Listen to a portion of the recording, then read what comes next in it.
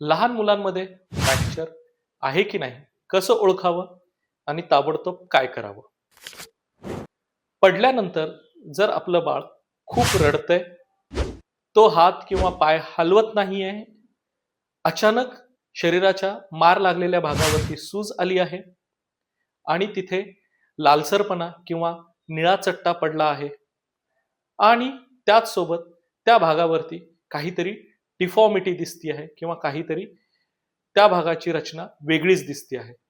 तर हे सायन्स आहेत ज्याच्याने तुम्ही ओळखू शकता की कदाचित तिथे फ्रॅक्चर आहे. मग फ्रॅक्चर तो हाड पूर्णपणे मोडला असूही शकतो किंवा त्या हाडामध्ये हलकासा क्रॅक असू शकतो, ज्याला ग्रीन स्टिक फ्रॅक्चर म्हणतात. अशा वेळी पालकांनी ताबडतोब काय करावं? सगळ्यात आधी मुलाला शांत करावं आणि पालकांनीही घाबरून जाऊ नये. ताबडतोब मार लागलेल्या भागाला इमोबिलाइज करावं किंवा त्या भागाची हालचाल थांबवावी. जसं की एखादी लाकडी पट्टी, फळी किंवा कार्डबोर्ड किंवा रद्दीचा पेपर यांच्यानी आपण त्या हाताला किंवा पायाला सपोर्ट द्यावा, जेणेकरून तेथे हालचाली कमी होतील आणि बाळाला होणारा पेन कमी होईल.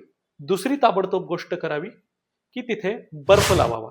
आईस पॅक किंवा वाटीमध्ये डब्यामध्ये बर्फ घेऊन त्या भागाला शेकावं, जेणेकरून सूज वाढणार नाही आणि बाळाचा पेन काही प्रमाणात कमी होईल. आणि तिसरी गोष्ट, ताबडतोब आपल्या जवळच्या हॉस्पिटलमध्ये जाऊन बाळाला दाखवावं.